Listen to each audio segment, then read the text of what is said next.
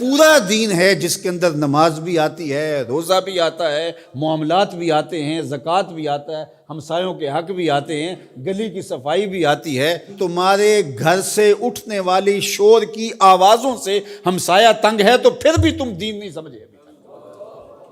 جنت کی جو تعریف کی گئی ہے، مولوی صاحب تو اکثر حوروں کا ذکر کرتے ہیں، لیکن جنت کی تعریف میں ایک جملہ قرآن نے یہ بیان کیا، لا یسمعون فیہا لغوا ولا تاثیما۔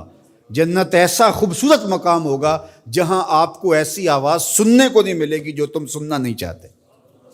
یہ ہے جنت، جو تمہاری طبیعت پہ شاک ہو، تمہارے کانوں پہ بوجھ ہو، تمہاری سماعتوں کے اوپر گراں گزرے، تو جنت میں تمہیں وہ بھی سننے کے لیے نہیں ملے گی۔ تو میں اپنے مبلغین سے، خطباء سے کہتا ہوں کہ فل ساؤنڈ کیا ہوا ہو اور ایکو بھی اس کی فل کی ہوئی ہو اور چھوٹا سا کمرہ ہو اور آپ آگے منہ رکھ کے زور زور سے بول رہے ہیں اور لوگوں کے دل ڈول رہے ہیں اور آپ سمجھتے ہیں یہ تبلیغ کر رہے ہیں۔ یہ تبلیغ نہیں، یہ بدتمیزی کر رہے ہیں آپ۔ اللہ نے قرآن میں بولنے کا بھی سلیقہ سکھایا ہے، کہا کہ تمہاری آواز بہت بلند نہیں ہونی چاہیے، بدترین آواز فرمایا گدھے کی آواز ہے، وہ چیختا ہے، چلاتا ہے۔ تو کبھی ضرورت کے تحت آپ بلند بولیں تو وہ امر آخر ہے۔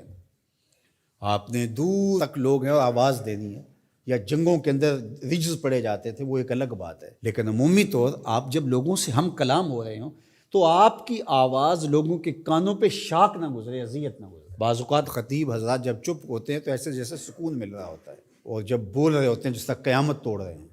تو یہ کیا ہے؟ جنت کی یہ تعریف ہے، لا یسمعون فیہا لغوا، اس میں لغو بات سننے کو نہیں ملے گی۔ تو یار پوری زندگی کو، پوری دنیا کو جنت نہیں بنا سکتے، مسجد کوئی بنا دو جو ہے ہی جنت، جنت کا ٹکڑا ہے، ریاض الجنہ اس کو کہا گیا ہے۔ تو دین ایک مکمل اور پورے پیکج کا نام ہے۔ تو ہم نے، کسی نے ایک پہلو کو لے لیا، کسی نے دوسرے پہلو کو لے لیا، کسی نے لباس کو دین سمجھ لیا اور کسی نے جو ہے وہ کسی اور چیز کو، کوئی حقوق العباد پہ رک گیا اور اس نے حقوق اللہ کی نفی کر دی۔ یہ بات ذہن میں رکھیے، حقوق اللہ حقوق العباد سے فائق ہیں۔ یہ عمومی طور پہ کہا جاتا ہے حقوق اللہ کی خیر ہے، حقوق العباد کا خیال رکھو۔ تو یہ بات ذہن میں رکھیے کہ جو حقوق اللہ ہیں وہ فائق ہیں حقوق العباد سے۔ بندے کے حق اللہ کے حق کے برابر کیسے ہو سکتے ہیں؟ لیکن جو زور دیا گیا ہے وہ اس لیے دیا گیا ہے کہ اللہ تو کریم ہے، معاف کر دے گا، تو بندہ معاف نہیں کرے گا، اس لیے کہا کہ ذرا اس سے یہی معاف کروا لو، یہ معاف کرے گا تو کام بنے گا، اور وہ ہے، وہ تو کریم ہے تو وہ معاف کر دے گا۔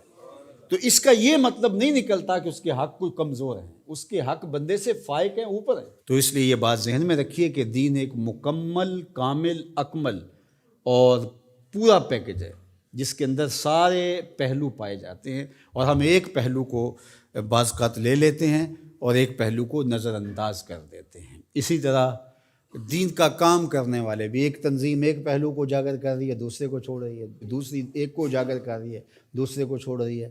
تو ایسا نہیں ہے۔ ہاں، کسی بندے کی مہارت کسی ایک شعبے میں ہو تو ظاہر ہے وہ شعبے کے اندر کام کرے تو وہ ایک الگ بات ہے، لیکن وہ باقیوں کی نفی کر رہا ہے اور جو وہ کر رہا ہے اس کو کہتا ہے کہ اس کے علاوہ دین ہی نہیں ہے، تو وہ دین کو سمجھا ہی نہیں ہے۔